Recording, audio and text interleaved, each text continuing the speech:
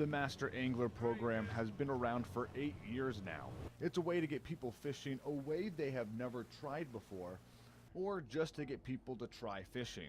To qualify, you need to snag some big fish. And the Master Angler program established a list of 33 different fish species, and we set length benchmarks basically that constitute a trophy-sized fish for each of those species. The Vermont Fish and Wildlife website sets the requirements for a master angler fish. Biologist Sean Good says the program is open to everyone, and kids under 15 have different requirements. And while some might snag a fish that meets those requirements, no one has gotten all of them yet. But this year, something unexpected happened. Here we are 8 years into the program now, and we have an angler who actually ended up catching all 33 fish species over the last 8 years, which was something the department never anticipated. That's a pretty remarkable achievement. That master angler is Drew Price. Obviously, you've been doing this for years. How does it feel to have the title of master angler? I've been more relaxed than I have been in the past 8 years. I really put a lot of pressure on myself to get this done. And like, it was a huge weight taken off my shoulders. These experts took me out sight fishing for long-nosed gar, a prehistoric fish that can be seen in shallow parts of Lake Champlain. The gar have been mostly over in that back corner over there. Okay. Like any beginner, I start my day with a quick lesson. You're going to want to cast this lure just past the gar and move it in front of his face. And he's going to chase it down. He's going to come up and he's going to grab it. A demonstration from Price makes it look easy. Now, is that a good size one? Oh yeah, this is a decent one. They get a little bit bigger than this, but he's definitely master angler. Does it get old? No, it never gets old. The watching that chase is always great. These guys are fantastic. I've always enjoyed these guys, and there's a lot of variation in colors. I love the spots on the tail on this thing too. Look at those teeth. Yeah, there's a lot of teeth in here. It is. Those are razor sharp. Put your the point of your finger on there. Just feel them. They're like needles. Yeah. Come on. Great for grabbing day fish. I mean, that is. Yeah. Yeah. That's crazy.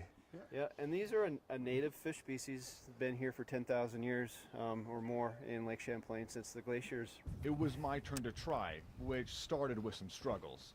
Another thing that'll help you out, Yeah. go real quick and then stop fast. But I learned quickly. Just make a long blind cast and, Yep. and get it, reel it on the surface. There you go. Slow it down a little bit. Yep, I can see it. Oh, you got one following it. Keep it coming. Got it. Got it. Yeah. Got it. Oh! You shot the hook! Try it again. There's more out here. I kept trying to reel one in. There's Right there. another Right there. one. Yep. Yep. Right One there. straight ahead of you. There's one right here too. The other one's coming for you. Oh.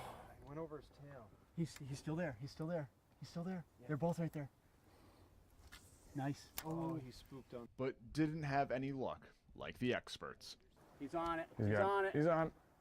Oh yeah. Got it. There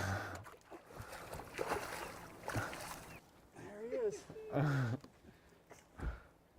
That is a cool fish. Master angler size. Like the hundreds of master angler fish that have been caught and submitted online, we end our day on a fish that's master angler size. And it's celebrated with a photo. Reporting from Lake Champlain, Ike Bendavid, Channel 3 News. Awesome. Rick Cloutier works the roads in the town of Panton. What about this area has kind of kept you kind of busy? The beavers have been building dams, and we end up getting big holes in the center of the road, and we're worried about cars falling into them. Is that costing you money? It costs a fair amount. And how often do you have to come out here to fix the roads? Here at least 2 to 3 times a month. That is where Vermont Fish and Wildlife has stepped in to help Panton with its beaver problem. The population is expanding, and so they go into places where it's not really conducive to have them because of the flooding that they create to roads, to septic systems, to wells. Kim Royer and Tyler Brown are fur bear specialists for the Vermont Fish and Wildlife. What's the project that we're doing today?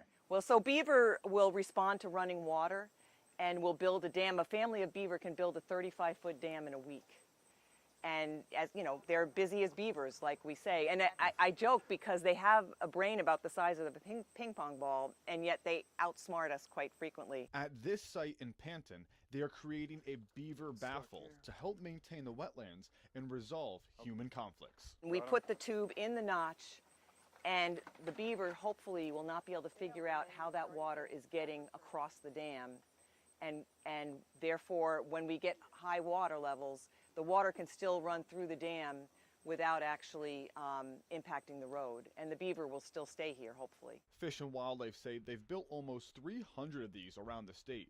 Volunteers and the state pay for everything except for the cost of the materials. The landowner or the town must buy those. Is this really going to help at the end of the day? We certainly hope so. So off we went. I was even asked to help with the project. First thing we did was clear the current dam so there would be room for the baffle. Then to check the best place to put the baffle. That gets deep quick. Yeah, and then there's like 2 feet of mud underneath that. After finding the best location, we put together the baffle before we put it in the water, which even on a gloomy day, we felt the humidity. Slowly connecting the pipes, it was time to put the baffle in the water. Once the baffle started to come together, we continued to attach the piping with couplers to extend the baffle out so it can reach through the water, which was not an easy task. I think it's going to be enough room. Now that the baffle is together and in the water, it's now up to the beavers to do their part. The sound of this running water drives beavers crazy. That's kind of what gets them to build dams. So when they come back tonight, this afternoon, they're going to repair this dam. But hopefully by adding this other 2 lengths of pipe, we'll be able to get the outlet underwater and they won't be able to hear it. After a hard day's work, we gave the beavers a head start by helping them create the dam, but with the baffle underwater, water should still be flowing and keeping the roads and the beavers happy. I think this is going to work perfect. In Panton, Ike Bendavid, Channel 3 News.